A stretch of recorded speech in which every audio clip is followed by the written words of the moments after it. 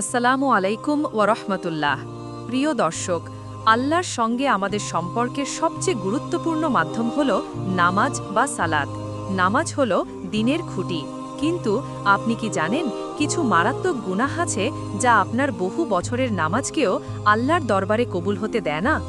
আপনি হয়তো নিয়মিত নামাজ পড়ছেন, কিন্তু আপনার আমলনামায় তা গৃহীত হচ্ছে না। আজকের ভিডিওতে আমরা এমন ৩টি গুনাহ নিয়ে আলোচনা করব যা থেকে আমাদের সকলের সতর্ক থাকা জরুরি। চলুন শুরু করা যাক।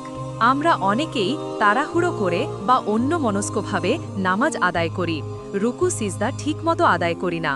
রাসূলুল্লাহ সাল্লাল্লাহু আলাইহি ওয়াসাল্লাম এই কাজটিকে নামাজ চুরি বলে আখ্যায়িত করেছেন। রুকুতে পিঠ সোজা না করা, সিজদায় পর্যাপ্ত সময় না থাকা। হাদিসে এসেছে, রাসূল সাল্লাল্লাহু বলেছেন, মানুষ ৬০ বছর ধরে নামাজ পড়ে অথচ তার একটি নামাজও কবুল হয় না, কারণ হয়তোবা সে রুকু পূর্ণরূপে করে কিন্তু সিজদা পূর্ণরূপে করে না, অথবা সিজদা পূর্ণরূপে করে কিন্তু রুকু ঠিকমতো করে না। আমরা নামাজে দাঁড়াই ঠিকই, কিন্তু মন চলে যায় দুনিয়ার কাজে। আল্লাহর সামনে দাঁড়িয়ে আমরা কি করছি তা খেয়াল থাকে না। ইমাম গাজ্জালী রহম বলেন, মনোযোগ ছাড়া নামাজে কোনো কল্যাণ নেই। প্রতিটি আরকান, রুকু, সিজদা ধীরস্থিরভাবে আদায় করা এবং নামাজে কি বলা হচ্ছে তা বোঝার চেষ্টা করা। দ্বিতীয় যে গুনাহটি আপনার সমস্ত ইবাদতকে, এমনকি নামাজকেও অগ্রহণযোগ্য করে দিতে পারে, তা হল হারাম উপার্জন ও ভক্ষণ।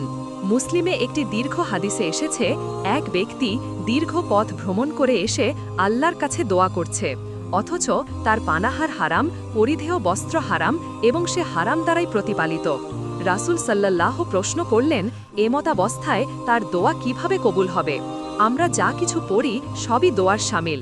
যখন আপনার শরীর হারামের দ্বারা পুষ্ট, তখন সেই মুখনিসৃত ইবাদত আল্লাহর কাছে পৌঁছাতে পারে না। আপনি যা খান সবই হারামের অন্তর্ভুক্ত। ঘুষ বা সুদ নয়, ঠকানো, ওজনে কম দেওয়া, মিথ্যা কথা বলে আয় করা সবই হারামের অন্তর্ভুক্ত। এই হারাম অর্থ দিয়ে কেনা পোশাক পরে বা খাওয়া দাওয়ার পর নামাজ পড়লে তা কবুল হওয়া কঠিন। করণীয়, সর্বপ্রকার হারাম উপার্জন থেকে দূরে থাকা এবং আল্লাহর কাছে তওবা করে হালাল রুজির অন্বেষণ করা। তৃতীয় মারাত্মক গুনাহ যা আপনার নামাজ কবুল হওয়ার পথে দীর্ঘ সময়ের জন্য বাধা সৃষ্টি করে, তা হল মদ বা যে কোনো নেশাজাতীয় দ্রব্য পান করা বা ব্যবহার করা। রাসূলুল্লাহ সাল্লাল্লাহু আলাইহি ওয়াসাল্লাম বলেছেন, যে ব্যক্তি মদ পান করল তার ৪০ দিনের নামাজ কবুল করা হয় না। এর মানে এই নয় যে নেশা করলে নামাজ পড়া লাগবে না।